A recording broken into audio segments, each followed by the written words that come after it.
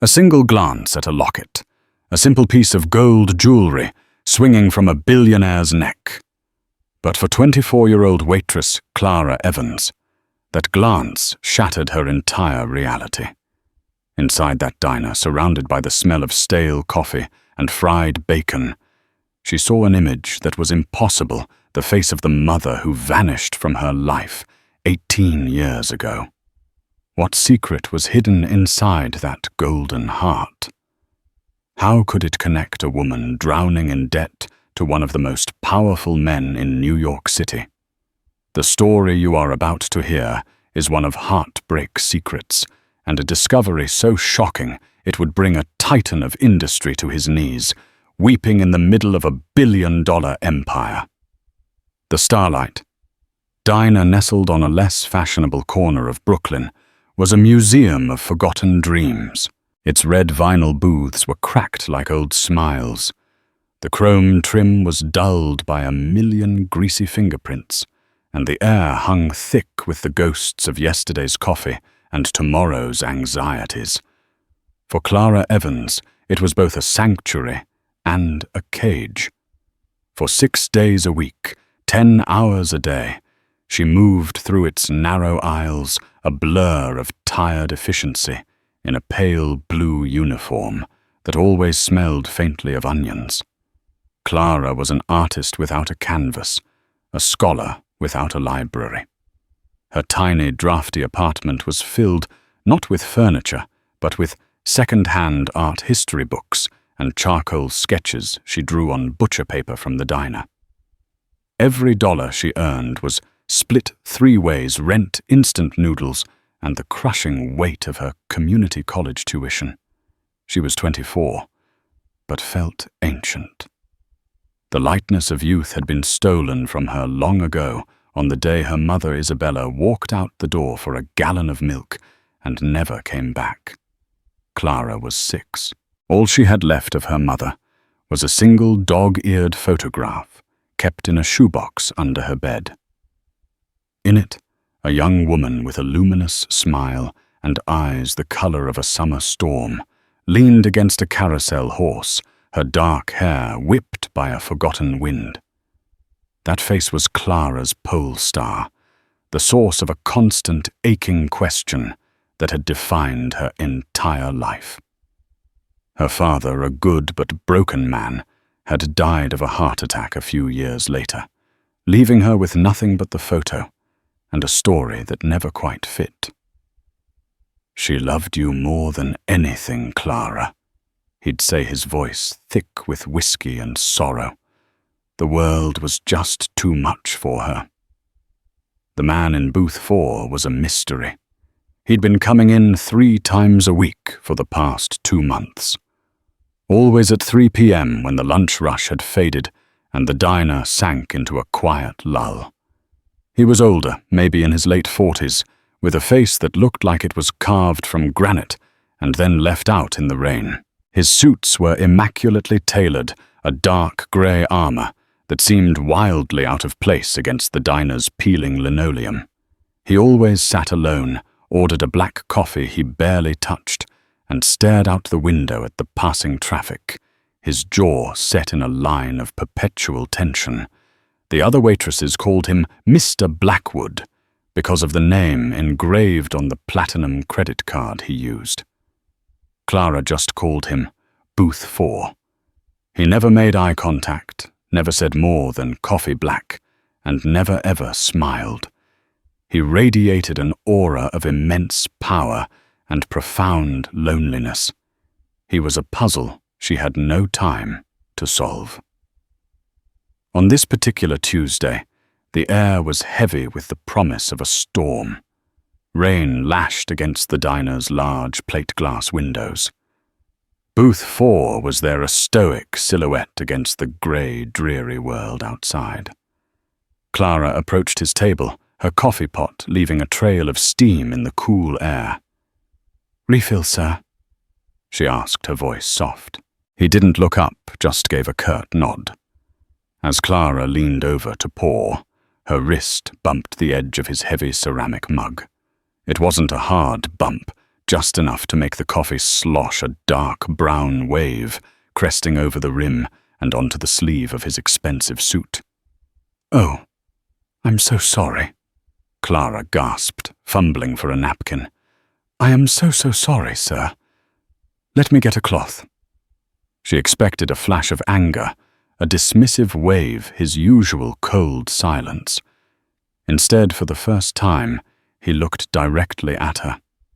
His eyes, a startlingly clear blue, were wide with a flicker of something. Annoyance. No, it was something else.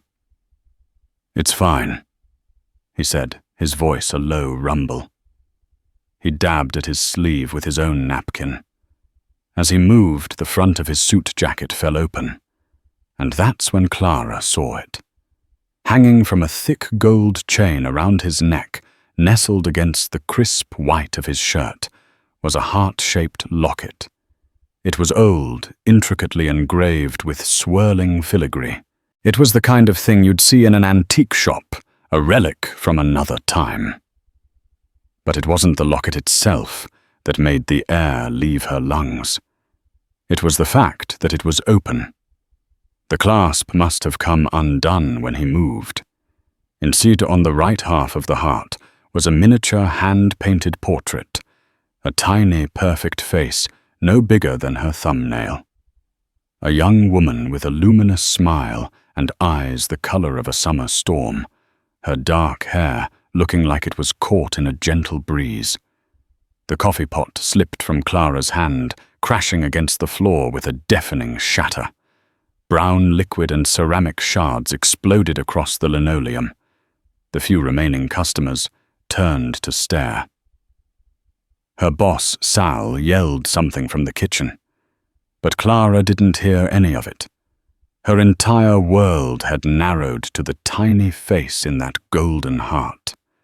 The face from the photograph, the face she saw in her own reflection every single day, the face she hadn't seen in person for 18 years.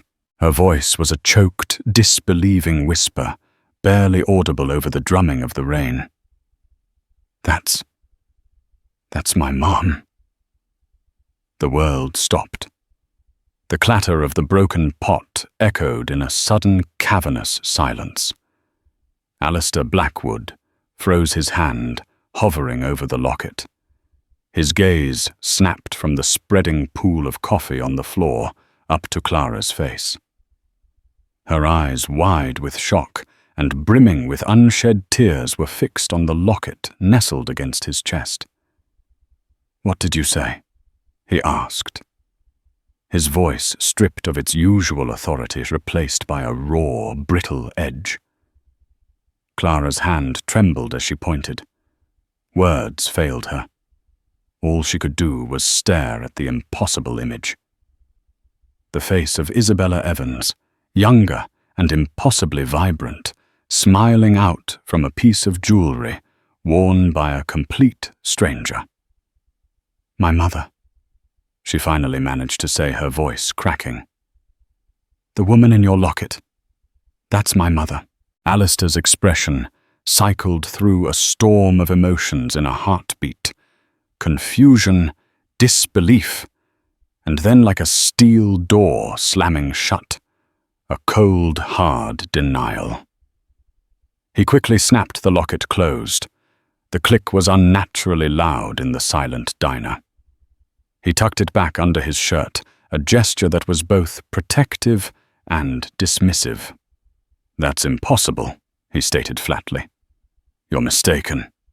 "No," Clara insisted, taking a half-step forward, oblivious to the shards of ceramic at her feet. "I'm not. Her name is Isabella. I have a picture. Her only picture." The mention of the name Isabella struck him like a physical blow. A flicker of profound pain crossed his features before being ruthlessly suppressed. He rose from the booth, his towering frame casting a shadow over her. He reached into his wallet, pulled out a thick wad of bills, and threw it onto the table, far more than enough to cover the coffee and the damage. clean this up." He ordered, his voice a low command meant for Sal, who was now rushing out from the kitchen. But his eyes, those piercing blue eyes, were locked on Clara. They held a look of such deep, wounded anger that it made her flinch. Without another word, he turned and strode out of the diner, the small bell over the door jangling furiously as he pushed it open and disappeared into the rain-swept street. Clara stood motionless, her heart hammering against her ribs like a trapped bird. The wad of cash on the table, the mess on the floor, the curious stares of the other patrons. It was all just noise.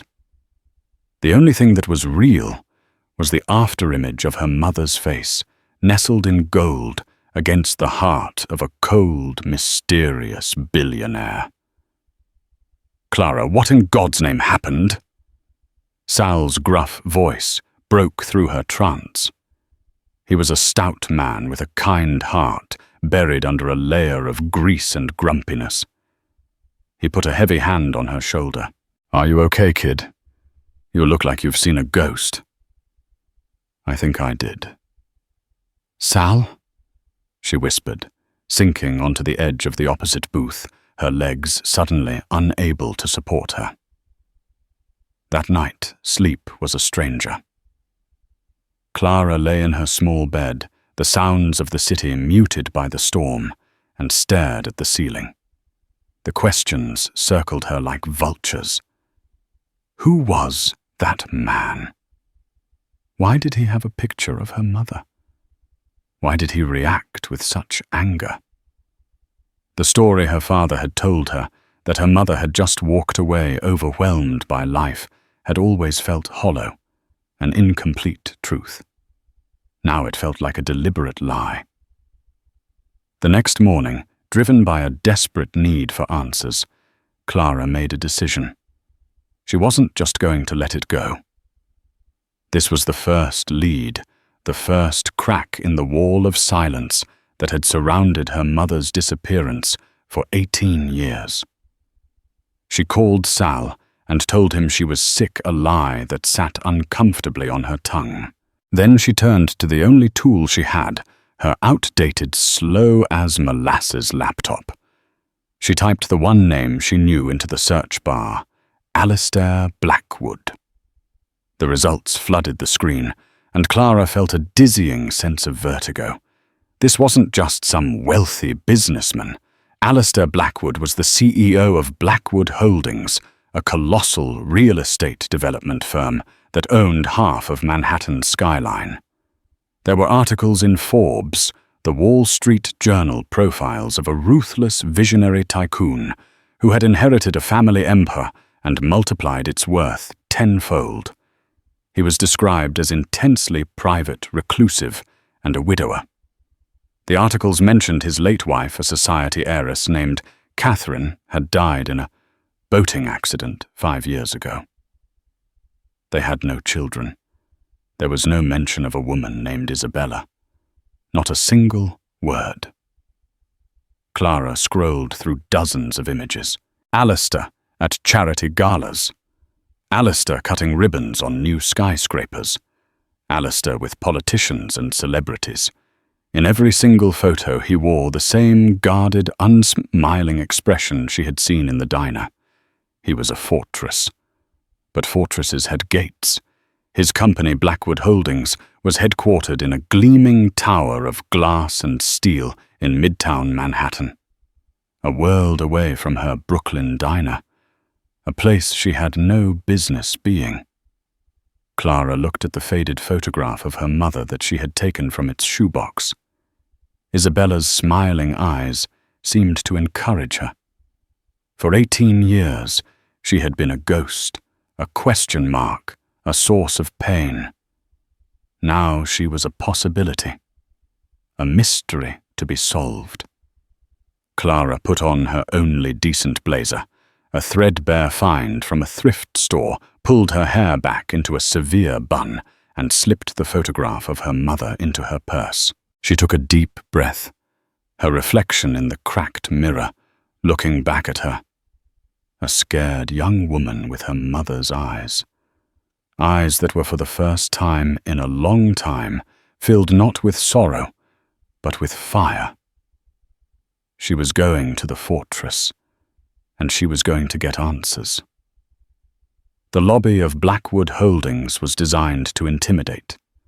The floors were polished Italian marble that reflected the cold recessed lighting from a ceiling 3 stories high.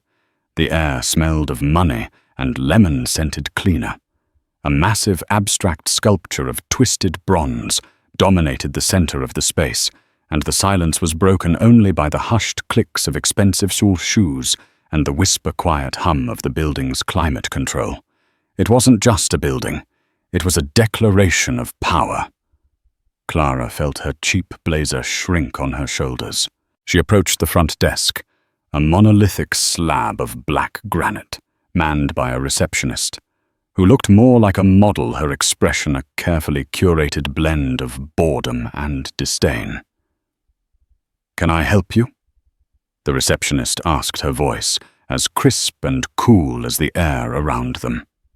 "Yes," Clara said, trying to keep her own voice from trembling. "I'm here to see Mr. Alistair Blackwood." The receptionist didn't even bother to look at a computer screen. She simply raised a perfectly sculpted eyebrow. "Do you have an appointment?" "No, I don't, but it's a personal matter. It's extremely urgent. Mr. Blackwood doesn't take unscheduled appointments. If you'd like, you can leave a message with his executive assistant."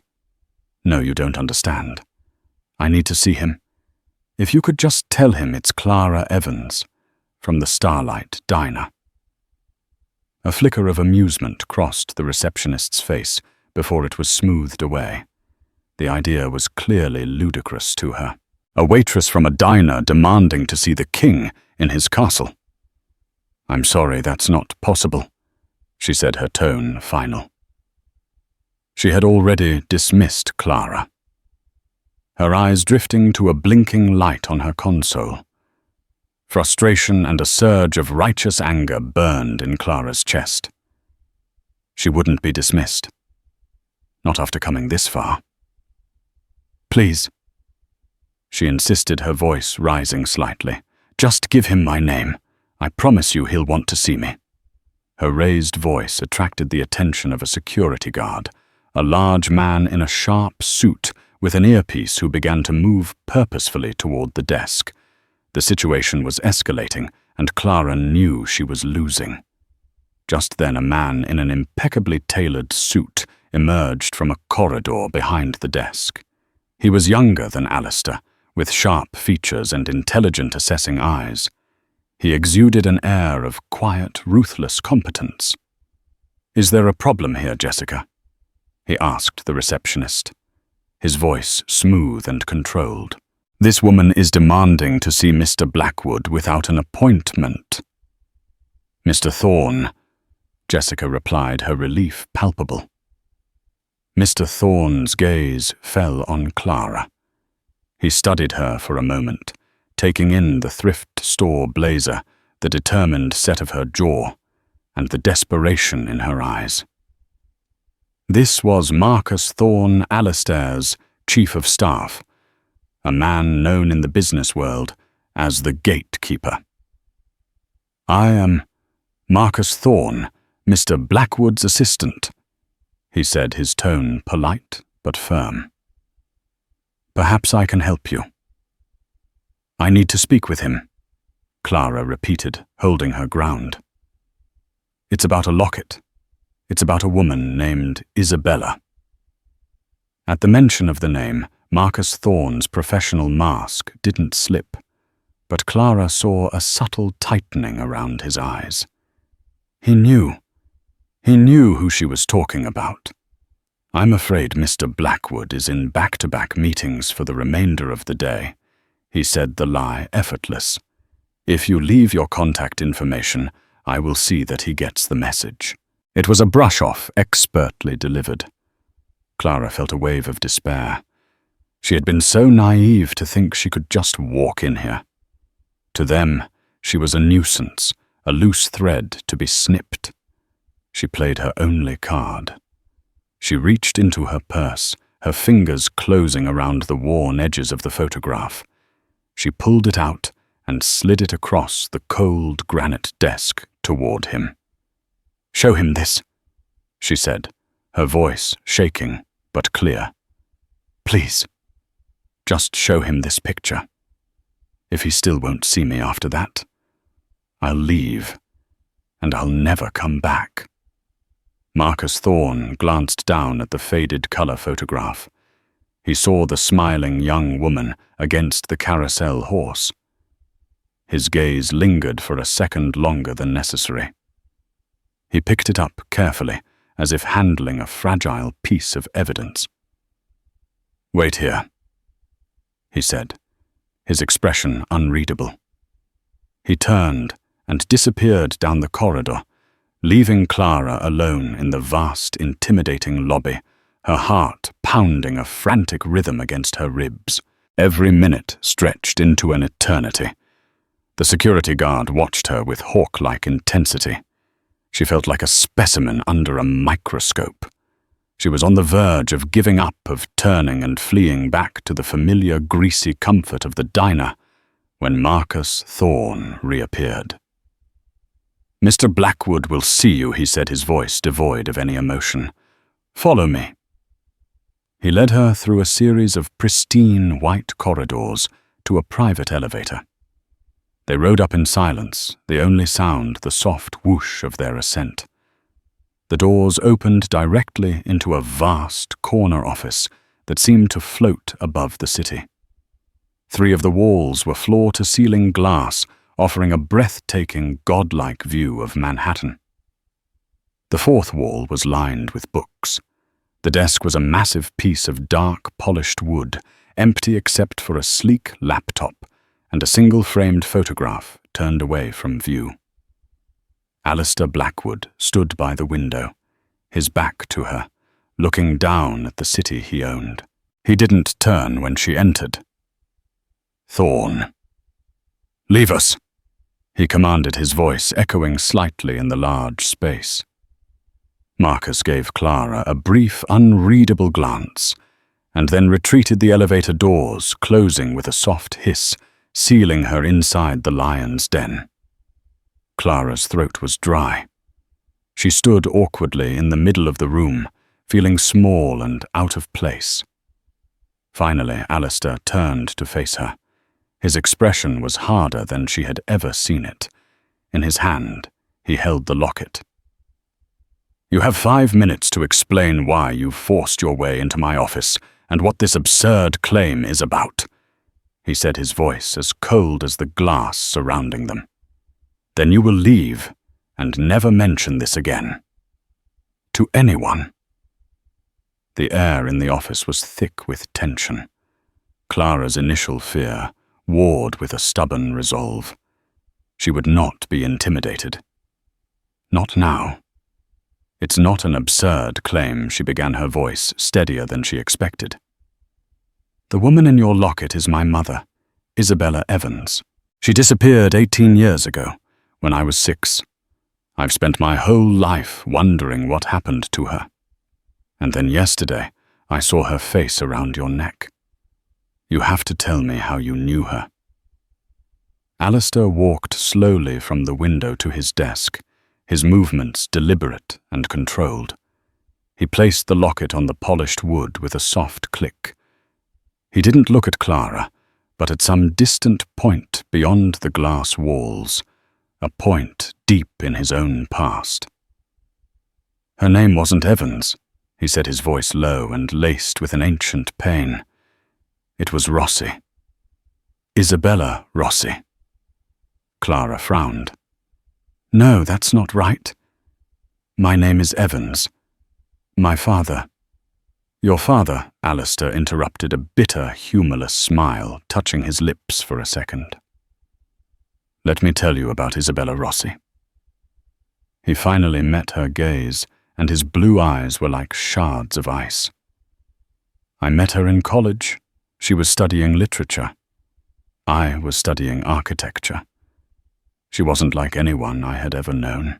The women in my world were polished, They were groomed for advantageous marriages. Isabella was real. She was brilliant, passionate, funny. She painted terrible watercolors and quoted poetry and believed she could change the world. She saw me not as a Blackwood heir, but just as Ali. He picked up the locket, his thumb stroking the engraved surface. We were inseparable for 2 years. We were going to get married. I gave her this locket for our 2nd anniversary. This office, this entire empire, it meant nothing compared to her. My family, particularly my grandmother, disapproved. She was a scholarship student, the daughter of an Italian baker from Queens. To them, she was a gold digger, an unacceptable match. He paused, the silence in the room, heavy with unspoken words. Clara stood rooted to the spot, her mind reeling. Her mother, a literature student. In love with a billionaire. This was a fairy tale. A life so completely alien to the fragmented stories her father had told her. We didn't care. Alistair continued, his voice softer now, lost in the memory. We made plans to run away, to go to Europe, where I could work for a small firm, and she could write.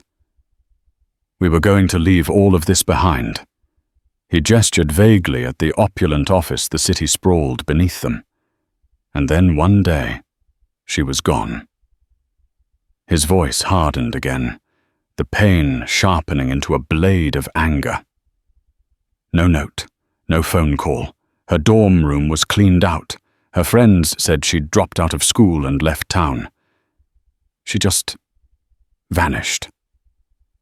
I spent months looking for her. I hired private investigators. It was like she had ceased to exist. The only conclusion I could come to was that she'd left me, that our love wasn't enough, that my family's money and power, the very things we were going to escape, had either scared her off, or worse, that she had taken a payoff from my grandmother to disappear.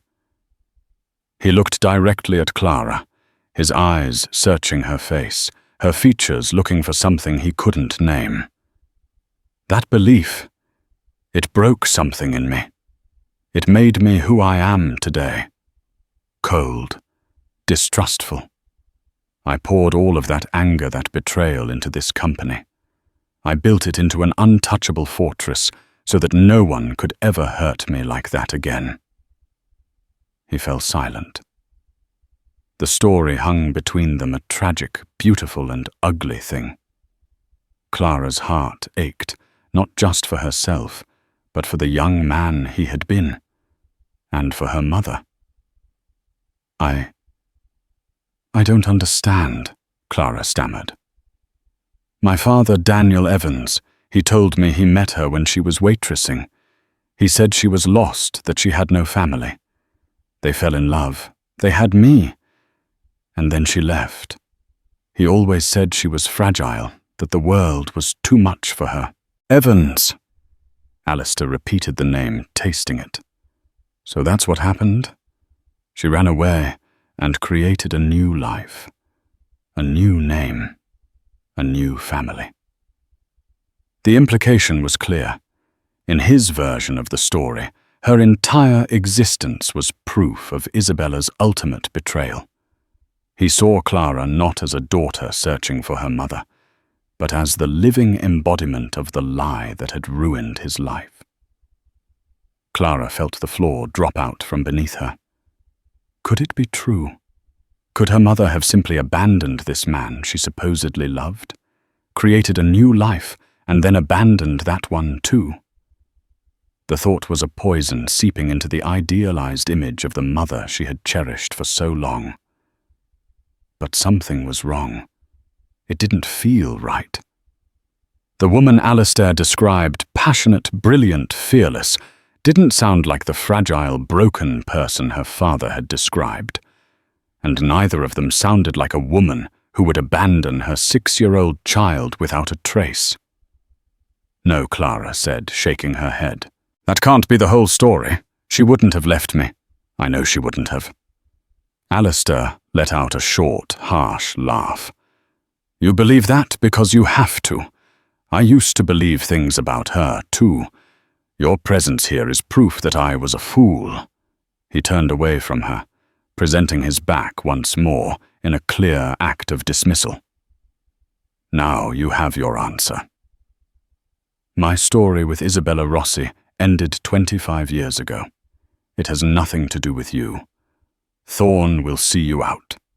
He pressed a button on his desk intercom. But Clara didn't move. A new fierce energy was surging through her. He had given her pieces of the puzzle, but they were sharp and they didn't fit. You're wrong, she said, her voice ringing with conviction. You hired investigators then. You have more money and power than God now.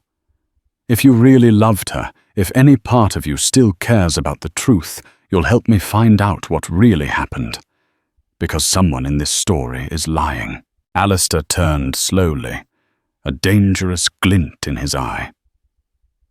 But behind the anger, Clara saw something else, a flicker of doubt. A crack in the fortress walls. Her words had hit a nerve, disturbing a wound that had never truly healed. The comfortable narrative of betrayal he had lived with for 25 years was now being challenged by the undeniable existence of her mother's daughter standing right in front of him. For a long moment, the only sound in the office was the whisper of the ventilation system. Alistair stared at Clara, his face a mask of conflicting emotions. The rage was still there, a simmering furnace beneath the surface, but her defiant words had stoked something else, a sliver of the same desperate hope he had crushed within himself a quarter of a century ago. The past is dead, he said, but his voice lacked the finality he intended. Is it? Clara challenged, taking another step forward. You wear her picture around your neck every single day. That doesn't look dead to me. That looks like a ghost you've never been able to bury. Her words hit their mark. He instinctively touched his chest where the locket now lay hidden beneath his shirt. He had worn it every day since Isabella disappeared, a secret penance, a constant reminder of his pain and betrayal. He thought it was his armor. Maybe it was just his cage. What do you want from me? He asked, his voice raw. The truth, she replied simply. You think she betrayed you. I refuse to believe she abandoned me. Neither of those can be the whole story. You have resources. I have a need to know. Help me. Alistair sank into his large leather chair, the fight suddenly draining out of him, replaced by a profound weariness. He looked at Clara, at her determined jaw, her threadbare blazer, and most of all, at her eyes. They were Isabella's eyes. Looking at her was like looking at a ghost. Thorne, he said into the intercom, his voice heavy. Cancel my afternoon. He released the button and looked at Clara. I will make one call. I will have my security team run a background check on Daniel Evans and see if there are any records of Isabella Rossi after the spring of 1999. Do not expect anything to come of it. When it leads to a dead end, you will accept it and you will leave me in peace. Is that understood? Yes, Clara said, her heart leaping with a fragile hope. It wasn't much, but it was a start. Over the next 2 days, Clara lived in a state of suspended animation. She went to work at the diner, her body going through the motions of refilling coffee and wiping down tables, but her mind was miles away in that glass tower waiting. Sal noticed her distraction, but didn't press, merely giving her shoulder a supportive squeeze when he walked by. On the 3rd day, her phone buzzed. The caller ID was blocked. Hello, it's Alistair Blackwood. Be at my office in an hour. The line went dead. Clara's hands were shaking, as she rode the elevator back up to the penthouse office. This time, Marcus Thorne led her not to the main office, but to a smaller adjacent conference room. The glass table was covered in files and printouts. Alistair was standing at the head of the table, his suit jacket off his tie, loosened. He looked like he hadn't slept. "We found things," he said without preamble, his tone grim. Daniel Evans, a construction worker, no criminal record, died of a massive coronary 12 years ago. He and a woman matching Isabella's description lived a quiet, transient life. They moved every couple of years, always renting, always paying in cash. "See," Clara said. She was hiding. From me, perhaps, Alistair countered. But that's not the most interesting part. He pushed a bank statement across the table. "This is from an account that belonged to my grandmother, Eleanor Blackwood. We accessed it through the family's archival estate records." He pointed to a line item dated April 12th, 1999, around the time Isabella disappeared. It was a wire transfer for $250,000 to an untraceable shell corporation. That amount of money back then. "It's a fortune," Alistair murmured more to himself than to Clara. "I always suspected she had a hand in it, but I could never prove it. She denied it to her dying day." "Your grandmother paid her to leave?" Clara asked, her voice filled with disbelief. It was the scenario Alistair had feared, the one that painted her mother as a gold digger. "It's what I forced myself to believe," Alistair said, his gaze distant. But Thorne kept digging. He nodded at Marcus, who stepped forward and placed another document on the table. It was a copy of a hospital admission form from a small private clinic in Connecticut, also dated from the spring of 1999. The patient's name was listed as Jane Doe, but the description matched Isabella. The reason for admission: exhaustion and monitoring. The emergency contact listed was Eleanor Blackwood. She was at a clinic, Clara asked, confused. A discreet one, Marcus supplied. One known for helping wealthy families deal with delicate situations. We cross-referenced the dates. The transfer of funds happened 2 days after she was admitted. The pieces began to click into place, forming a picture far darker than simple betrayal. Isabella hadn't just taken the money and run. She had been taken somewhere. Held. "My grandmother was a formidable woman," Alistair said, his voice a low growl. "She ruled this family and its business with an iron fist. She saw Isabella as a threat to the Blackwood legacy. I thought her disapproval was just snobbery. I never imagined." He trailed off, picking up another file. His knuckles were white. "There's one more thing," he said. His voice strained. "Thorne found a nurse who used to work at that clinic. She's retired now, living in Florida.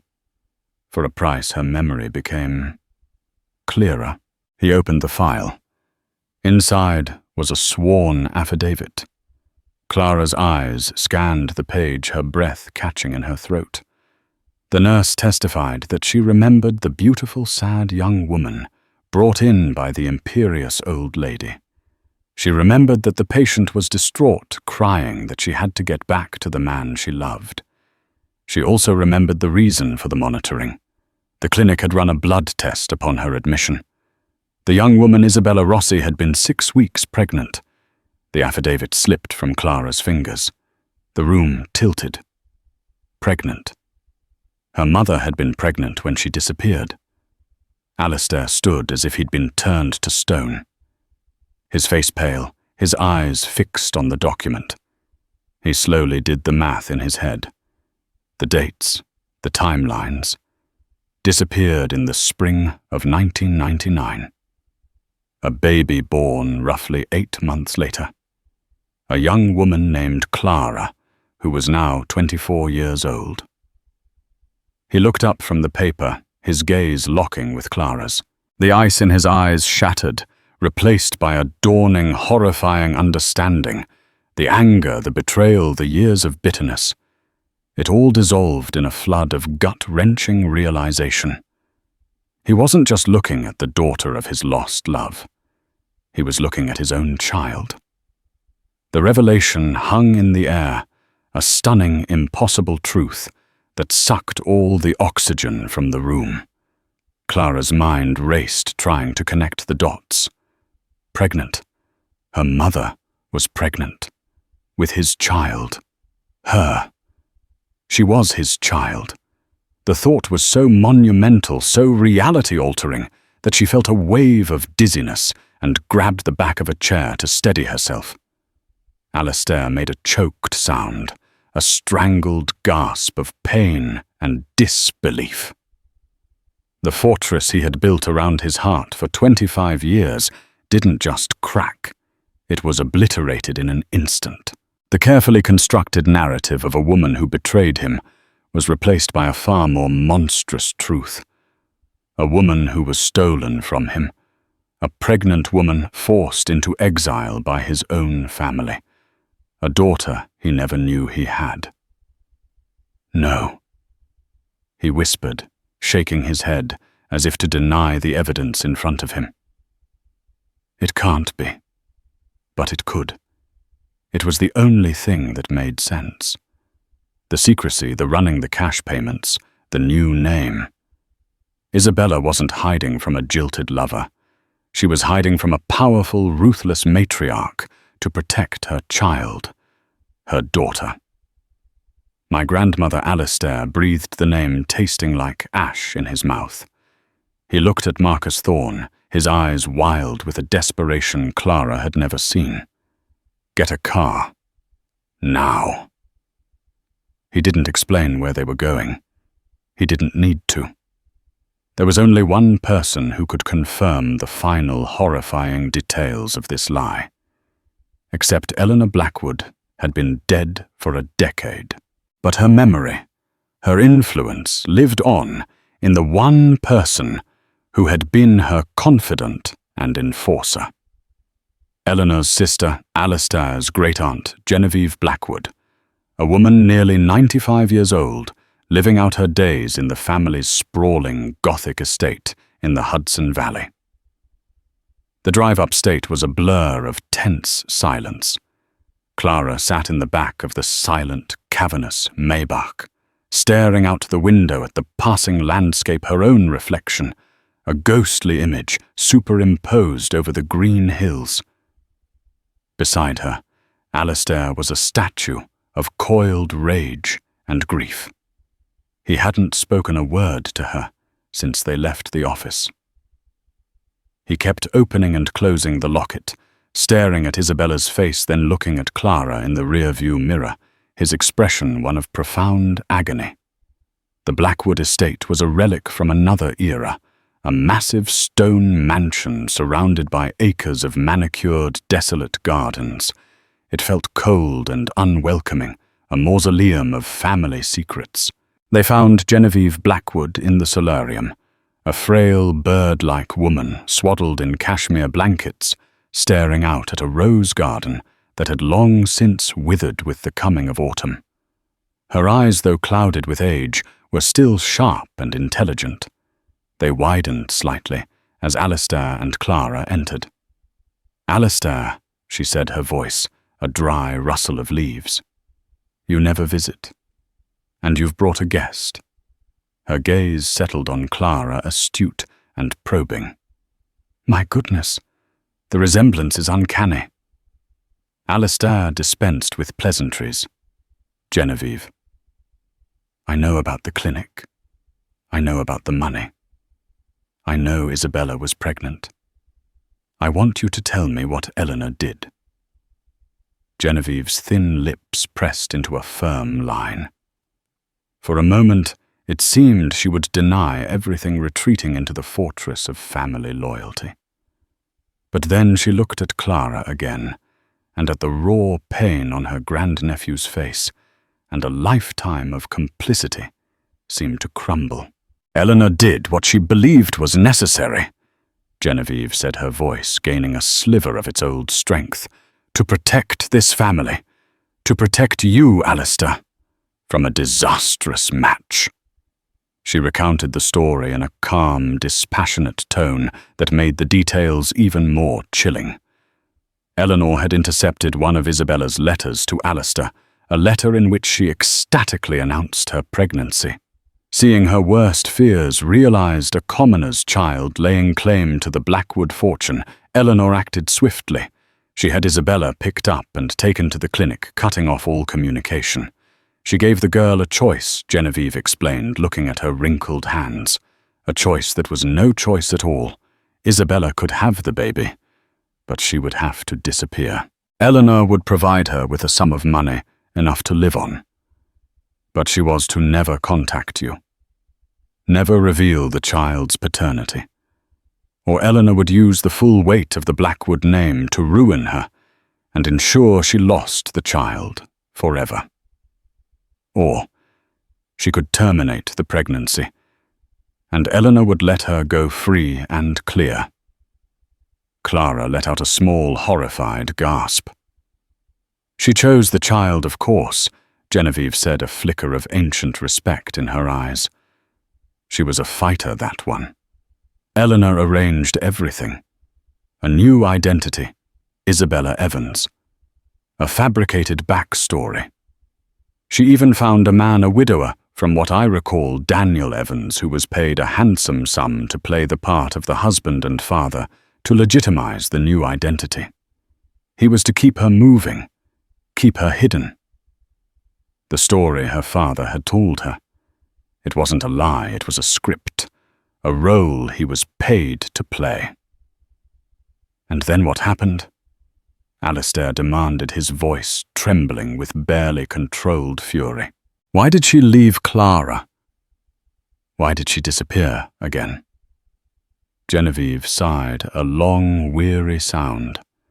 The money eventually ran out. Evans, the man, grew greedy.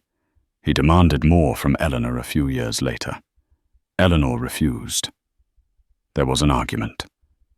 According to the report from our man, who was keeping tabs on them, Evans became abusive. Isabella took the child and ran from him. For a few years, she was completely off our radar. She was waitressing, moving from town to town, trying to stay ahead of both Evans, and she feared us. She paused, her gaze turning to the grey sky outside. The last report we have is from 18 years ago. Our man tracked her to a small town in Pennsylvania. Evans had found her. There was a confrontation at the cheap motel where she was staying. Neighbors heard shouting. By the time police arrived, Evans was gone, and so was Isabella. There were signs of a struggle. The little girl, you, were found sleeping in the next room unharmed. The police had investigated, Genevieve explained, but with no body, and a father who claimed his unstable wife had simply run off. Again, the case went cold. Eleanor had ordered their surveillance to cease. As far as the Blackwood family was concerned, the problem had solved itself. The full, ugly truth was finally laid bare. Her mother hadn't abandoned her. She had been fighting for her, protecting her, until the very end. She had run from a man who was supposed to be her protector, and was ultimately the victim of his violence and greed. Alistair stood silently, his face ashen. The weight of it all, the stolen love, the lies, the violence, the daughter he never knew, crashed down on him. The decades of bitterness he had harbored toward Isabella, transformed into an unbearable wave of guilt and regret. He had let it happen. He had been so wrapped up in his own wounded pride that he had believed the lie let her go and left her to face the wolves alone. He turned to Clara, and his eyes, those piercing blue eyes that had once looked at her with such coldness, were now overflowing. The dam broke. A deep guttural sob tore from his throat. The titan of industry, the ruthless tycoon, crumpled. He sank to his knees on the antique Persian rug, his head in his hands, and broke down in great, heaving, racking sobs. Tears of a love lost, tears for a life destroyed, and tears for the daughter who had been standing in front of him all along, a living testament to a truth he had refused to see. The sound of Alistair Blackwood's weeping filled the cavernous solarium. It was a raw, primal sound of a lifetime of grief, guilt, and loss erupting all at once. Clara stood frozen, watching the man who was her father, a concept so new and fragile it felt like it could break completely, fall apart. Her own tears streamed silently down her face. Tears for the mother she now understood, for the father she never knew, and for the stolen years that lay between them like a barren wasteland. Genevieve watched for a moment, then with a quiet dignity wheeled her chair out of the room, leaving them alone with the wreckage of their family's past. Slowly, hesitantly, Clara moved toward him. She knelt on the floor in front of him, her thrift store jeans brushing against the fine wool of his trousers. She didn't know what to do, what to say. How do you comfort a man who is both a stranger and your father? She reached out a trembling hand and placed it on his shaking shoulder. At her touch, he looked up. His face was ravaged by sorrow, his eyes red and swollen. Through his tears he looked at her, truly, looked at her for the first time. He saw Isabella's smile in the curve of her lips, her strength in the set of her jaw, her soul in her stormy eyes. "I'm sorry," he choked out the words ripped from his soul. "Clara, I am so sorry. I should have looked harder. I should have fought for her. I believed the worst, and I let her go."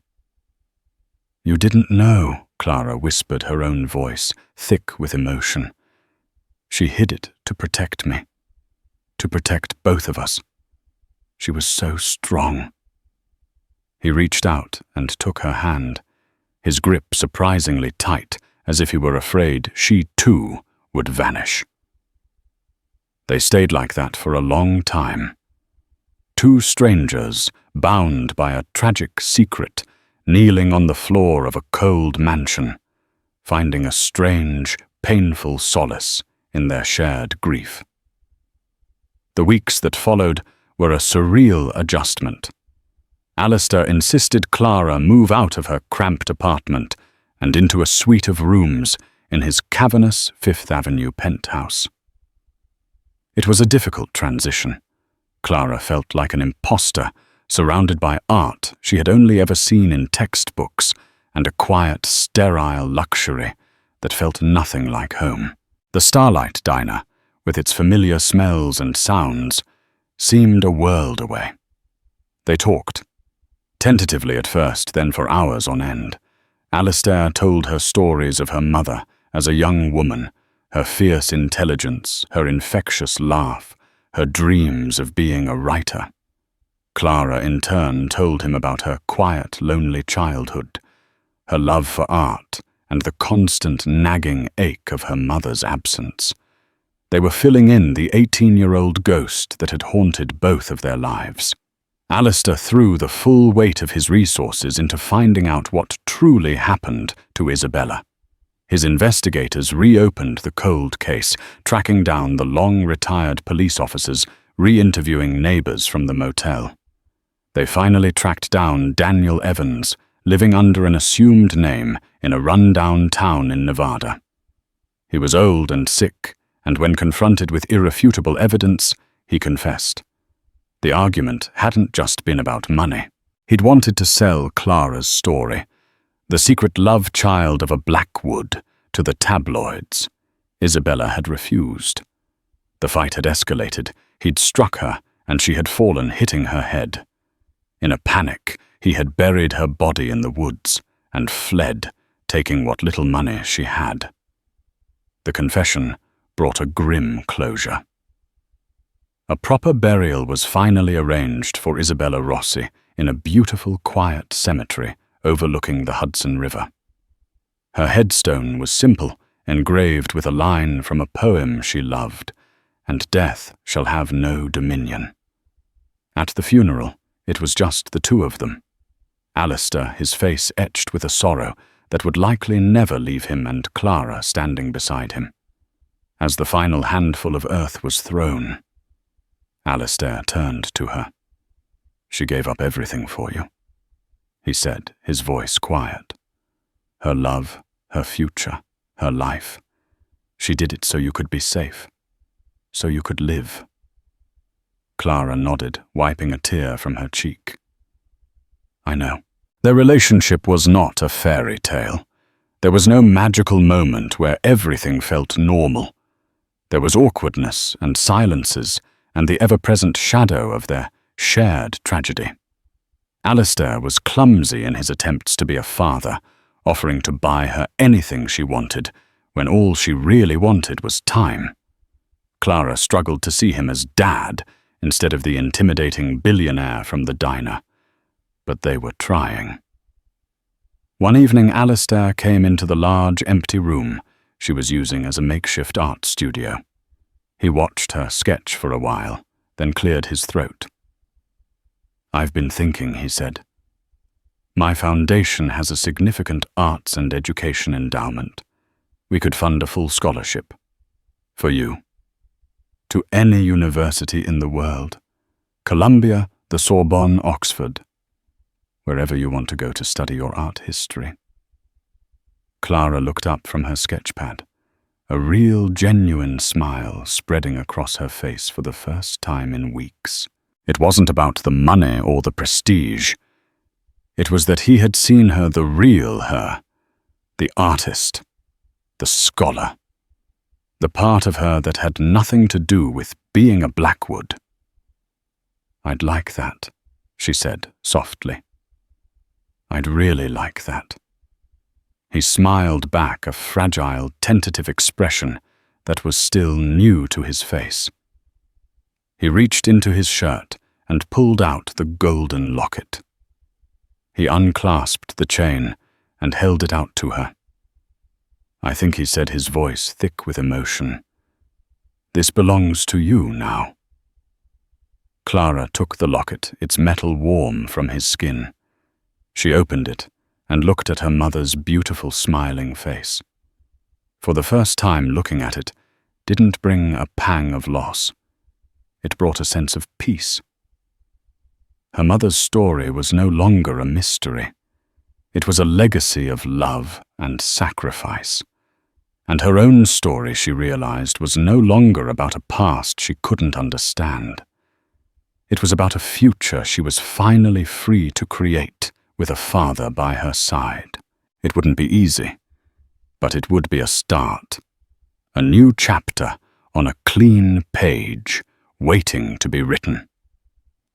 In the end, it wasn't Alistair Blackwood's fortune that gave Clara her future. It was the truth. The story of Clara and Alistair is a powerful reminder that family isn't just about blood. It's about the connections we fight for and the effort we make to heal wounds, no matter how deep. They can never get back the 18 years they lost, but they can build a future on the foundation of their mother's incredible love. A love that crossed class, divides, defied a powerful family, and ultimately cost her everything to protect her child. Their journey is just beginning, a quiet, tentative path toward becoming a family. If this story of heartbreak, secrets, and the incredible power of a daughter's search for truth touched your heart, please let us know. Smash that like button and share this video with someone who appreciates a story that feels like real life. And don't forget to subscribe and hit the notification bell so you won't miss the next time we uncover a story that reminds us of the extraordinary drama hidden in ordinary lives. Thank you for listening.